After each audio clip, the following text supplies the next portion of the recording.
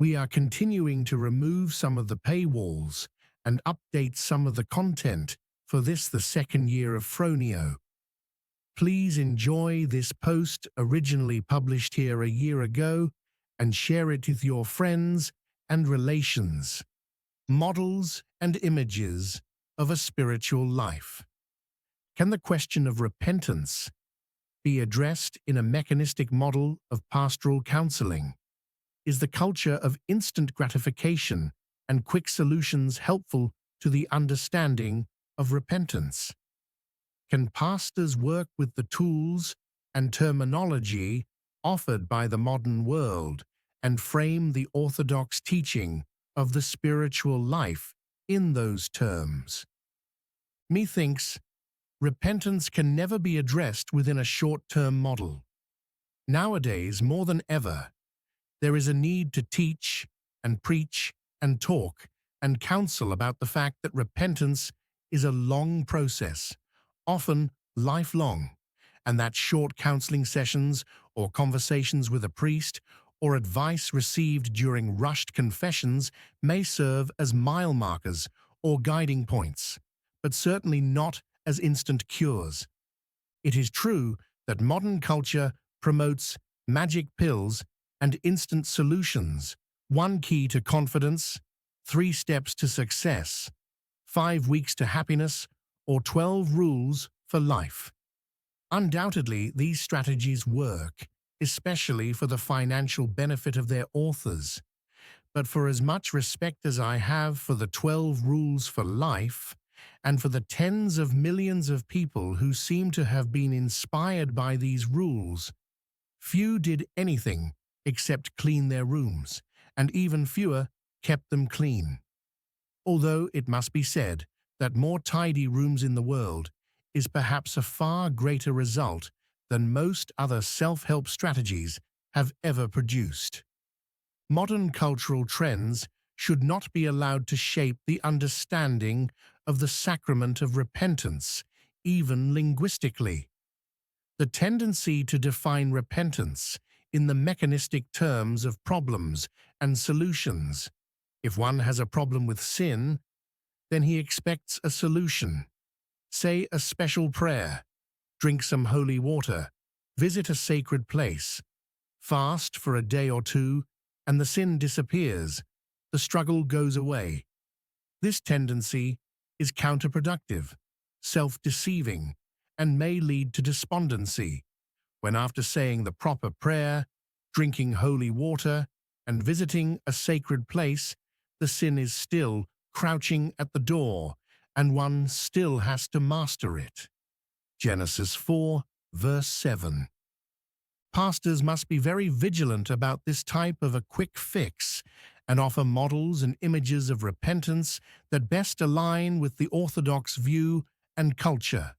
People are not born with the modern mindset of instant solutions. They learn it.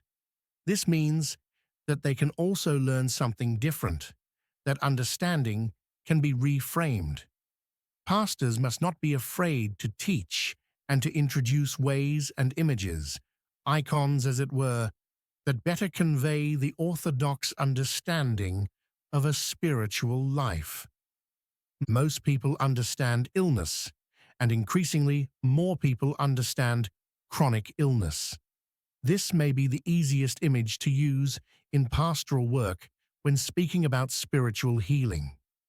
Pastors can teach their flock that even a simple cold takes a few uncomfortable days to go away, and the more serious the illness, the longer the healing process.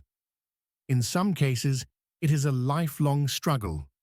Sin is a very serious and deadly disease, and there is no quick cure for that.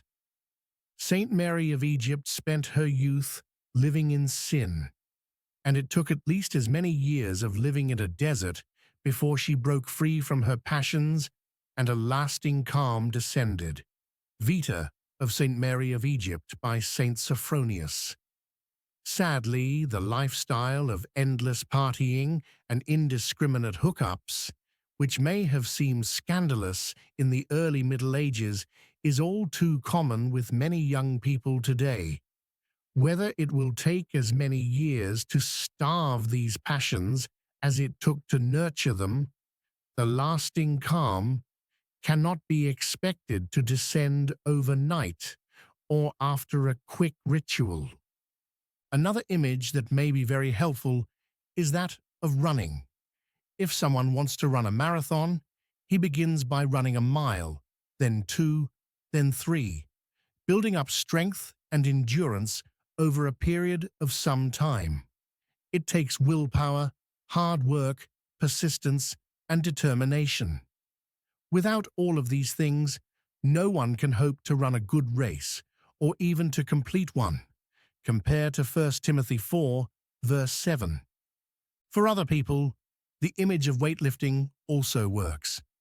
If they want to bench press 400 pounds, they must start with 100 pounds or even less and work their way up over time, applying all of the same hard work, determination, and patience needed for a marathon. Interestingly, the Greek word askeo, that means to practice, to train, to exercise in athletics, also forms the root of the word ascetics, the practice or training and exercise for those seeking to be free from sinful passions. The images of years in the desert, or of a serious illness, or of physical training seem to be helpful in understanding why one confession, or one prayer, or even one Lenten period do not produce an immediate effect of making one free from a struggle with sin, or making passions go away. One single run, or one workout at the gym do not make an athlete, and one trip to a doctor does not cure cancer. It takes years of daily discipline, exercise, special diet, sacrifice of time, and effort to achieve athletic results. And it takes a long course of medications, procedures, regiment, discomfort, pain, and patience to recover from a serious illness. Similarly, it takes years of daily discipline, ascetic exercise, and sacrifice of time and effort to achieve spiritual results and to recover from the disease of sins and passions. Perhaps this is precisely why it is so important to begin today and to not be discouraged if lasting peace and calm are not achieved by tomorrow. Last but not least, if you have listened to this entire post, which at this point you have, please share it with your friends and relations. And please consider becoming a paying subscriber. It is only one step, $5 per month. We promise that in this one step, one click, and one share, you will be on a path to self-actualization and discover a meaningful life and a fount of happiness.